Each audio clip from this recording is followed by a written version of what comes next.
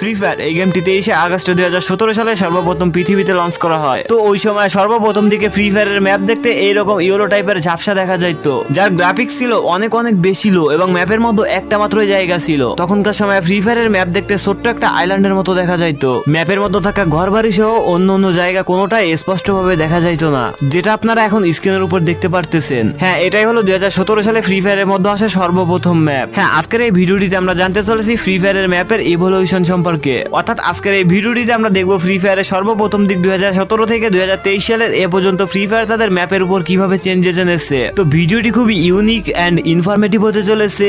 I hope আপনারা ভিডিওটি একদম শেষ পর্যন্ত দেখবেন। So let's start. আপনারা এখন স্ক্রিনের উপর যেটা দেখতে পারতেছেন এটা হলো ফ্রি ফায়ারের 2017 সালের ম্যাপ, যেটা দেখতে গ্রাফিক্সের দিক থেকে অনেক অনেক বেশি লো ছিল। এখনকার সময়ের ফ্রি ফায়ার প্লেয়ারদের কাছে এই ম্যাপ দেখতে অনেকটা খারাপ লাগলেও তখনকার সময়ের পুরনো প্লেয়ারদের কাছে কিন্তু এই ম্যাপ এখনো একটা ইমোশন। এটা ছিল মূলত 2017 সালের ফ্রি ফায়ারের সর্বপ্রথম ম্যাপের কাহিনী। এরপরে চলে আসে 2018 সাল। তো 2018 সাল আসা মাত্র 2018 সালের প্রথম দিকে ফ্রি ফায়ারের মধ্যে একটা আপডেট আনা হয়, যে আপডেটের মাধ্যমে ফ্রি ফায়ারের ম্যাপ পুরোপুরি চেঞ্জ করে ফেলা হয়। আর এই চেঞ্জেসের মাধ্যমে ম্যাপের মধ্যে চলে আসে নতুন লুক। আপডেটের আগে ম্যাপের মধ্যে তাকাইলে একটা মাত্র জায়গা দেখা যাইতো, কিন্তু তখনকার সময় ওই আপডেটের মাধ্যমে গেরেনা ম্যাপের মধ্যে আরো বেশ কয়েকটি জায়গা অ্যাড করে। তো এই আপডেটের মাধ্যমে তখনকার সময় প্লেয়াররা ম্যাপের মধ্যে আরো নতুন নতুন জায়গা পেয়ে গেম খেলার প্রতি আরো বেশি বেশি আগ্রহ দেখাতে থাকে। তো 2018 সালের প্রথম দিকের এই আপডেটের মাধ্যমে ম্যাপের মধ্যে থাকা গ্রাফিক্সেরও অনেক ইমপ্রুভ ঘটে, যেখানে 2017 সালের ম্যাপের দিকে তাকাইলে দেখা যাইতো কিছুটা ইয়েলো কালারের, কিন্তু 2018 সালে আপডেটের পরে ম্যাপের দিকে তাকাইলে দেখা যায় কিছুটা গ্রিন কালার অ্যাড করছে।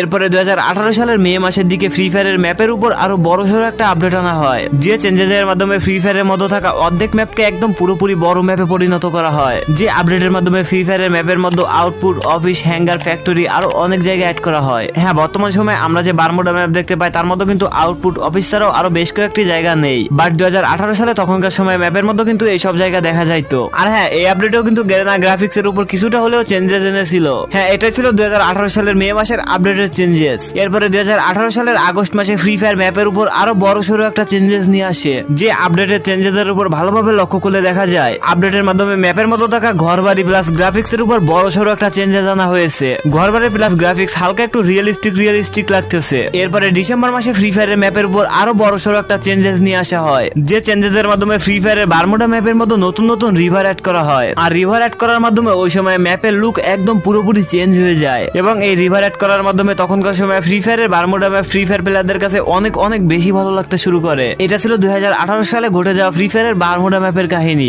এরপরে 2018 সালের মে মাসে ফ্রি ফায়ারের মধ্যে অ্যাড করা হয় নতুন পারগোটারি ম্যাপ। ফ্রি ফায়ারের মধ্যে পারগোটারি ম্যাপ লঞ্চ করা মাত্রই ফ্রি ফায়ার প্লেয়ারদের কাছে অনেক অনেক বেশি জনপ্রিয় পায় ম্যাপটি, কারণ ওই সময় গেরেনা পারগোটারি ম্যাপের মধ্যে এমন এমন হিস্ট্রিক্যাল প্লেস অ্যাড করেছিল, যেটা দেখার পর ফ্রি ফায়ার প্লেয়াররা পারগোটারি ম্যাপের পর পুরো ফিদা হয়ে গেছিল। ওই সময় পারগোটারি ম্যাপের মধ্যে বিভিন্ন ধরনের টানেল, বড় বড় টাওয়ার সহ রিয়েলিস্টিক গ্রাফিক্স এবং ঘরবাড়ি অ্যাড করে ফ্রি ফায়ার থেকে। এরপরে কিছুদিন পর ফ্রি ফায়ার এই পারগোটারি ম্যাপের উপরেও বড়সড় একটা চেঞ্জেস নিয়ে আসে। এখন আপনারা স্ক্রিনের উপর 1 নম্বর এবং 2 নম্বরে যে দুটো ম্যাপ দেখতে পারতেছেন, এখানে 1 নম্বর ম্যাপটা হলো আপডেটের আগের পুরগাটরি ম্যাপ এবং 2 নম্বরে থাকা ম্যাপটি হলো আপডেটের পরের পুরগাটরি ম্যাপ। তো আপডেটের মাধ্যমে পুরগাটরি ম্যাপের মধ্যে ফ্রি ফায়ার বিভিন্ন নতুন জিনিস অ্যাড করে এবং গ্রাফিক্স এর উপর বড়সড় একটা চেঞ্জেস নিয়ে আসে, যে চেঞ্জেসের কারণে গ্রাফিক্স দেখতে একদম রিয়েলিস্টিক মনে হতো। তো পুরগাটরি ম্যাপের উপর এত বড়সড় একটা চেঞ্জেস নিয়ে আসার পর লোকজন বারমুডা থেকে পুরগাটরি ম্যাপ বেশি পছন্দ করে শুরু করে। কিছুদিন পর ফ্রি ফায়ারের বারমুডা ম্যাপের মধ্যে একটা চমলক্ষ চেঞ্জেস নিয়ে আসে ফ্রি ফায়ার, যে চেঞ্জেসের মাধ্যমে বারমুডা ম্যাপের মধ্যে কোলক টাওয়ার অ্যাড করা হয়। আর হ্যাঁ, শুধু কোলক টাওয়ার না, কোলক টাওয়ারের সাথে সাথে রিমনাম ভিলেজও অ্যাড করে। এরপরে মাত্র কিছুদিনের মধ্যে ফ্রি ফায়ার বারমুডা ম্যাপের মধ্যে আরো নতুন একটা জায়গা অ্যাড করে, আর সেটা হলো গ্রেভইয়ার্ড। এরপরে গেরেনা বারমুডা ম্যাপের গ্রেভইয়ার্ডের থেকে কিছু জায়গা কমিয়ে তারই পাশে বুলসাই নামের একটা জায়গা অ্যাড করে।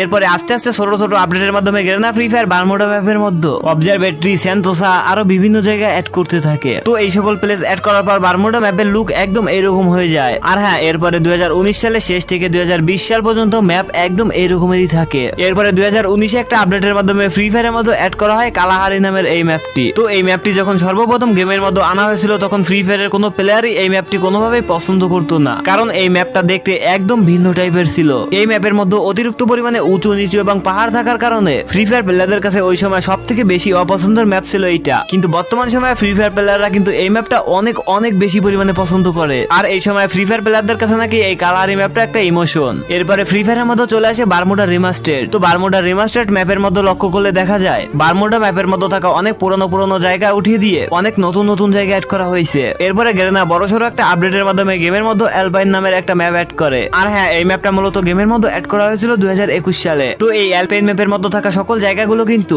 ফ্রি ফায়ারের মধ্যে থাকা সকল ম্যাপের জায়গা থেকে একটু আলাদা ছিল, যেটা দেখতে অনেক অনেক বেশি ইউনিক টাইপের ছিল। আসলে এই অ্যালপাইন ম্যাপের জায়গাগুলোকে ইউনিক বলার সব থেকে বড় কারণ হলো অ্যালপাইন ম্যাপের মধ্যে থাকা এক একটা জায়গায় আলাদা আলাদা চেঞ্জেস রয়েছে। কোনো জায়গায় গেলে দেখা যায় কুয়াশা উঠতেছে, আবার কোনো জায়গায় গেলে দেখা যায় বরফে মোড়ানো, আবার কোনো জায়গায় দেখা যায় বাতাসের সাথে সাকুরা ফুল উঠতেছে। আর হ্যাঁ, গ্যারানা ফ্রি ফায়ার কিন্তু একদম ফিউচারিস্টিক দুনিয়ার উপর বেস করে এই অ্যালপাইন ম্যাপ তৈরি করেছে। তো এরপরে 2023 সালে বড়সড় একটা আপডেটের মাধ্যমে ফ্রি ফায়ারের মধ্যে নতুন আরো একটা ম্যাপ অ্যাড করা হয়, যে ম্যাপটার নাম হলো নেক্সটা ম্যাপ। তো এই নেক্সটা ম্যাপ কিন্তু ফ্রি ফায়ারের মধ্যে অনেক বড় একটা ম্যাপ। এই ম্যাপের মধ্যে উপর থেকে লক্ষ্য করলে দেখা যায় একদম সুন্দর একটা ফিউচারিস্টিক আইল্যান্ডের মতো। এই ম্যাপটা 2023 সালে ফ্রি ফায়ারের মধ্যে লঞ্চ করা মাত্রই ফ্রি ফায়ার প্লেয়াররা এত বেশি পরিমাণে পছন্দ করতে থাকে, এবং ফ্রি ফায়ার প্লেয়াররা এটাও বলতে থাকে এটা নাকি 2050 সালে দুনিয়ার উপর বেস করে গেরেনা ফ্রি ফায়ার তৈরি করেছে। তো এই নেক্সট্রা ম্যাপের মধ্যে এমন কিছু ফিউচারিস্টিক জিনিস দেখা যায় যে জিনিসগুলো এখনো দুনিয়াতে আবিষ্কারও হয়নি। তো এই ধরনের ইউনিক জিনিসের জন্য বর্তমান সময়ে নেক্সট্রা ম্যাপটা অনেক জনপ্রিয়। এরপরে 2023 সালের এই সময়ে